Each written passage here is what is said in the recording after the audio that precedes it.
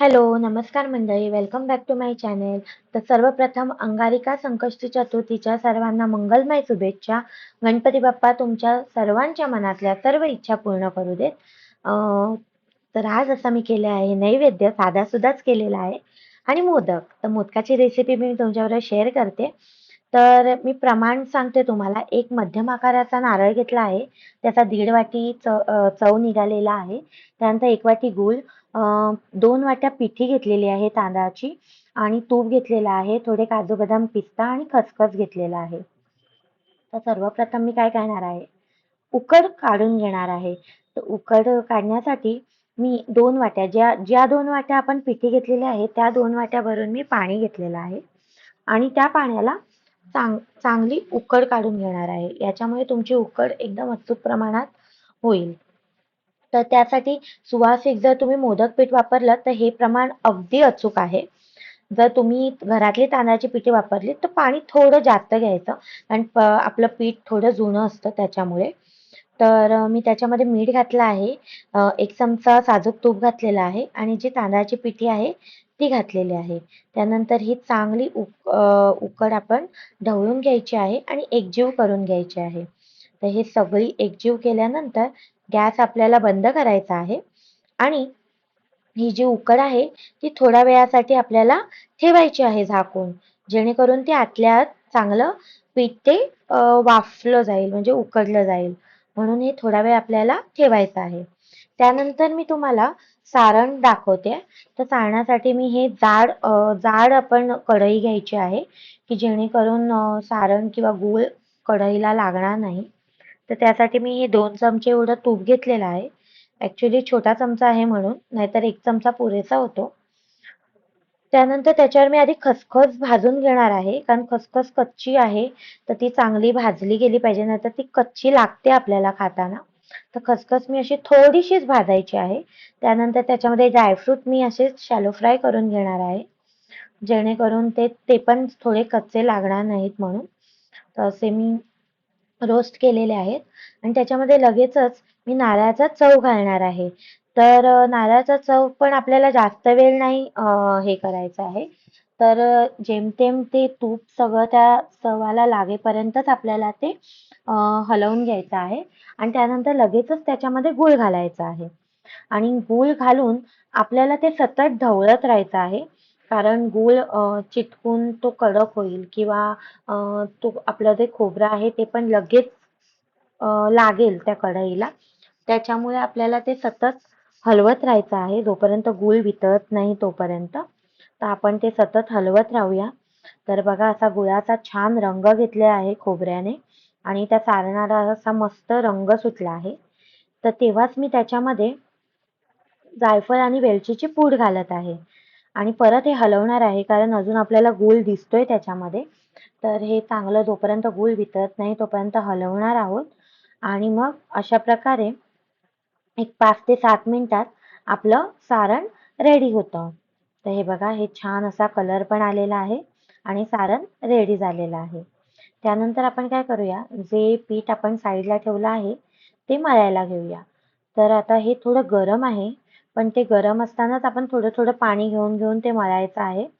कारण तर ते छान मऊ मळलं जातं. तर आणि कसं आहे माहिती आहे आपल्याला आधी बोलूनच ठेवलं आहे बहिणाबाईंनी, की आधी हाताला चटके तेव्हा मिळते भाकर. त्याच्यामुळे चटके लागतच असतात गृहिणींना. मला तर खूपच लागतात. हा बघा हा हात पण भाजलेलाच आहे माझा आणि दुसऱ्या हाताचा बोटावर पण तेल उडालेला आहे. तो पण चांगलाच भाजलाय, खूपच भाजलाय तो. तर तो मी म्हणून तो टाळते दाखवण्यासाठी, कारण तो खूपच भाजलाय माझा हात. पण ठीक आहे. होतं असं स्वयंपाक करताना. हे बघा मी चांगलं मळून घेतलं आहे आणि ते मळून झाल्यावर पण थोडा वेळ आपल्याला ठेवायचं आहे. नरम होतं ते. त्यानंतर हे असे छोटे-छोटे गोळे केलेले आहेत मी आणि लगेचच मोदक वळायला घेणार आहे. तर ही आपली पारंपरिक पद्धत आहे. अशी वाटी करायची आणि त्यानंतर मोदक वळायचे. पण ही ना मला पद्धत जास्त जमत नाही. मला लाटूनच जमतं. पण मी एक दाखवण्यासाठी तुम्हाला एक तशी केलेली आहे. अशी वाटी करून मोदक आपले करू शकतो आपण. ते वळण्यात सोपे जातात असे सगळे म्हणतात. पण मला नाही जात ते सोपे. मला हे असे कधी जमलेच नाहीत. तर मी काय करते, अशी लाटते पारी आणि त्याच्यानंतर मी मोदक वळते. तर माझेही मोदक अजून काही इतके छान येत नाहीत. नाजूक कळ्या अजिबातच येत नाहीत. पण मी आता करून करून थोडं तरी शिकली आहे.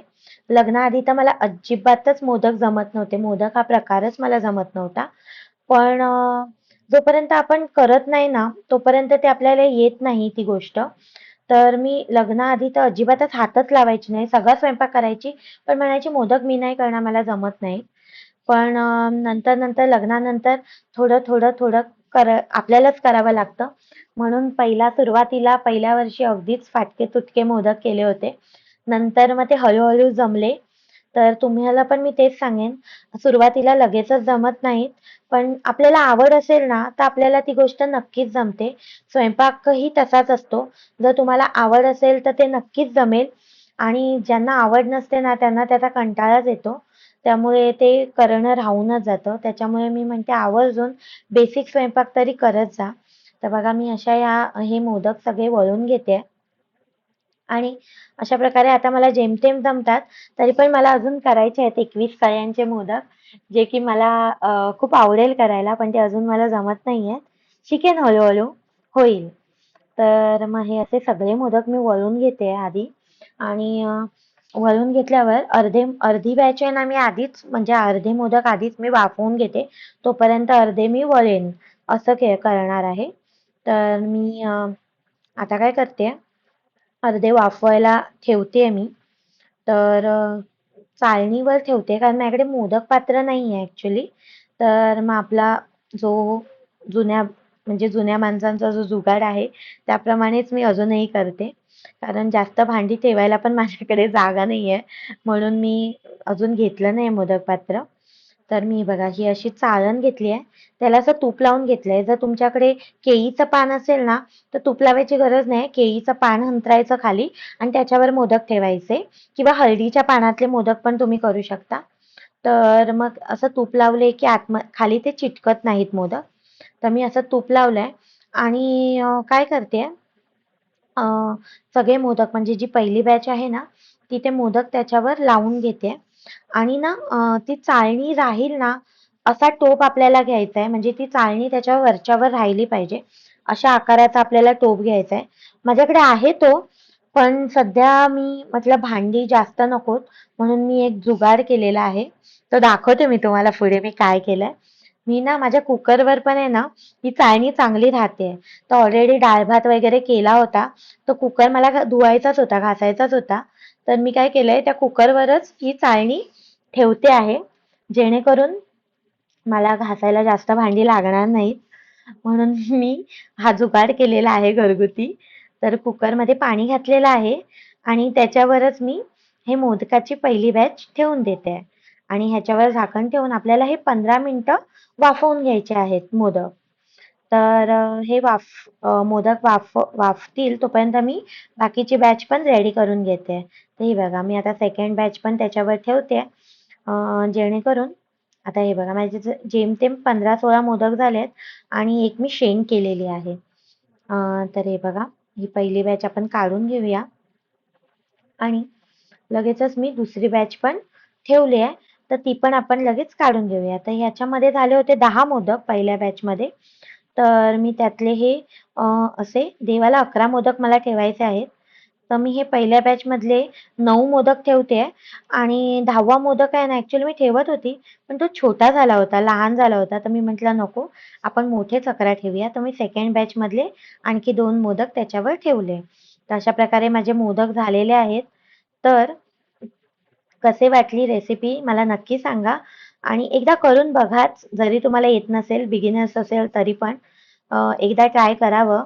आपल्याला नक्कीच जमेल. कोणतीही गोष्ट जगात अशक्य नाही आहे. तर मी आता नंतर मी काय केलंय, माझे फक्त भजी करायचे राहिले होते. मोदक मी सगळ्यात शेवटी ठेवले होते. तर भजी फक्त मला करायचे होते. ते गरम-गरम करणार होती. त्यासाठी मी तेल गरम करत ठेवलंय आणि हे बेसन पीठ आणि त्यात हळद आणि मीठ घातलंय आणि एकच बटाट्याची मी भजी करते, कारण उपवासाच्या दिवशी आपल्याला जास्त खाल्लं जात नाही. पण झालं असं की मी जास्त साग्र संगीत स्वयंपाक बनवला नव्हता. म्हणजे 2 भाज्या, कोशिंबीर, चटणी वगैरे मला बनवता आली नाही, कारण ऑफिस होतं, वर्किंग डे होता आणि माझी क्लोजिंग चालू झालेली आहे. त्याच्यामुळे मी जास्त पदार्थ बनवले नव्हते. म्हणून म्हटलं एक बटाट्याची भजी तरी बनवते झटपट. म्हणून मग ते भजी केलेले आहेत. तर मी आधी हे पापड तळून घेते. हा खिचू पापड आहे. तो बघा कसा छान फुलला आहे. तो सगळ्या बाजूनी मी आधी चांगला तळून घेते. त्यानंतर त्यात बटाट्याची भजी घालते आणि ते पण तळून घेते चांगले मस्तपैकी. आणि हे बटाट्याची भजी मस्त फुलतात. छान फुलतात माझे. मी सोडा वगैरे काहीच वापरत नाही. पण तरीही फुलतात ते भजी. चांगलं आपण ते पीठ आपण चांगलं फेटलं ना, मग ते फुलून येतात भजी. तर हे मी अशा प्रकारे अ, आता नैवेद्य तयार करते. तर मी हा भात घेतला आहे आणि हे बटाटा आणि वाटाणा असं मी भाजी बनवली आहे, आलू मटार. त्याच्यानंतर ही गुजराती पद्धतीची मी खट्टी-मिठी डाळ बनवली आहे, चिंच गूळ वापरून आणि त्याच्यामध्ये शेंगदाणे घातलेत. खूप सुंदर होते ही डाळ, एकदा नक्की बघा अ, करून.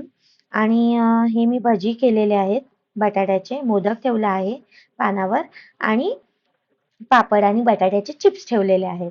तर हा झाला माझा नैवेद्य, अगदी साधासुधा आणि मोदक. अशा प्रकारे माझा आजचा स्वयंपाक पूर्ण झाला आहे.